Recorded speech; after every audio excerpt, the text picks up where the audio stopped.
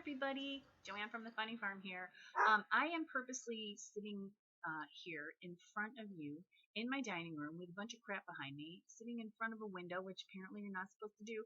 All the Zoom professionals say don't sit in front of a window with light coming in. My clock says 9 o'clock because that's what time it always is in this room, which is like a time warp. And I just want to take a moment to talk to you about something that's been on my mind the past few days.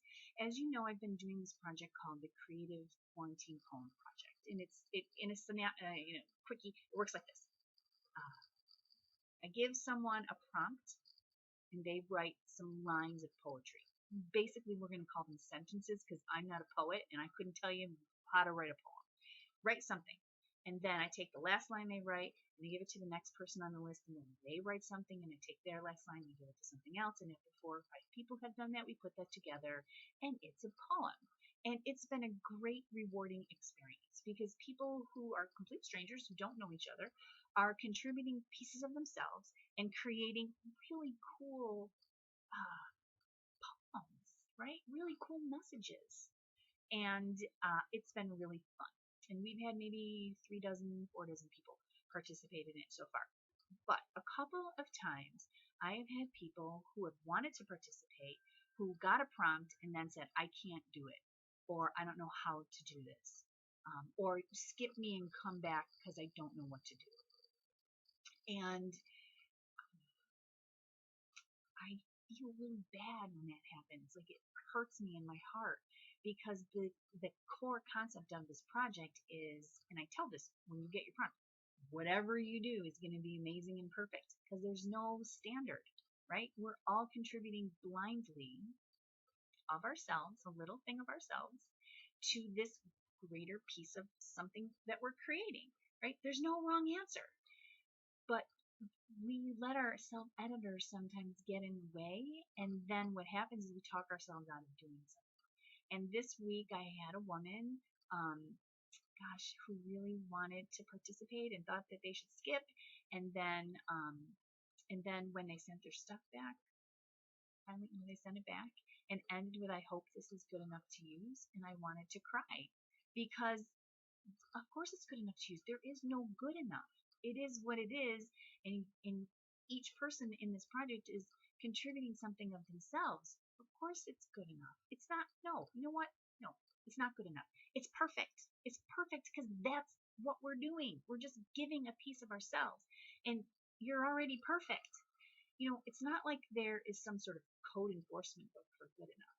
And there's the good enough police who go around all the time handing out tickets. Well, you're not good enough. You're not good enough. You don't win. Except, I don't know, I guess maybe social media, right? And I think the only people policing the good enough standards on social media are ourselves. Because we're contributing and we're comparing ourselves to what we're seeing out in cyberspace, and we're writing ourselves tickets all the time, or you're not good enough. Well, I'm here to tell you, you're never going to be good enough because there's no good enough standard, right? And you're already perfect just like you are. Yes, we all want to change things about ourselves. Yes, we have things we want to do that we're not doing. Yes, we feel like we're failures sometimes. I had a big crying fest this week because I am a failure. I feel like a failure because I don't know how to use Zoom to teach a class. And I'm supposed to teach a class in June. I can't do it. I'm sorry. This I can do. Me talking to you one-on-one, I got it. Trying to teach a class and do technology and worry about not sitting in front of this and blah, blah, blah, blah. I don't care.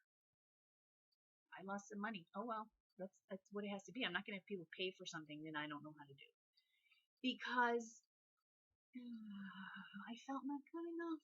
Oh, I think I just talked to myself through this message. Anyway, here's what I want you to know.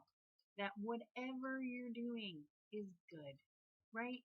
Sometimes you have to give a little pity party to ourselves so we can hear our own messages, and that's okay. But I want you to play. I want you to play with other people. I want you to experiment with things. I think a lot of us spend time sitting and thinking about the things we want to do, right? I want to write something. I want to paint something. I want to draw. I want to put in a garden. I want to paint my kitchen, whatever it is. And I think we stop ourselves because we don't feel like it's going to be good enough. We don't feel like we know how to do it. We don't have all the pieces in place. We don't think the resources that we have are available. Other people have already done it. That's a big one, right? Um, it, nah, no. Just go make one bold move today, right? You want to paint a picture? Get some paint and paint a picture. You start with one stroke, right? Don't worry about what the end looks like. You want to write a book? You know what you have to start with? One word, first word, and that's everything starts with that. You want to plant a garden? You have to take the shovel and stick it in the dirt and start digging a freaking hole to put a bulb in there or a seed. Uh, Thinking about the end result will stop you from making that first bold move. And I want you to make a bold move. I want you to recognize that the only standard for good enough is the standard we have for ourselves. And if your internal editor is telling you you're not good enough, you need to fire that. Because you are good enough. You're perfect, just like you are. I'll have a link here in the little thing underneath there where the comment things go to the poem project. I would love for you to participate. It's really easy, and I think you'll really, I don't know, you might be inspired to be part of something because you only have one tiny little responsibility. You're just going to write a couple sentences, right? Um, it's kind of like that book. Here's a good analogy. When you were a kid, did you ever read the book Stone Soup? Right? I don't remember how the premise is, but they're gonna make the community. They're gonna feed somebody, and no one has. They don't have anything to make soup. So someone says, "Well, I'm gonna make stone soup," and they're gonna put a stone in a pot with water, and they're gonna make soup. And townspeople are like, "You can't make stone soup." Well, and they start to bring things like, "I'll bring an onion, I'll bring a carrot, I'll bring a whatever," and everyone contributes one little thing they have, and you know what they have? They have soup. That's what this poem project is like. So please play with us. Find someone to do a poem project with on your own. Get out some paints, get out some chalk and chalk in your driveway. Do something today that is out of your comfort zone and and you tell yourself before you do it, it's perfect just like it is.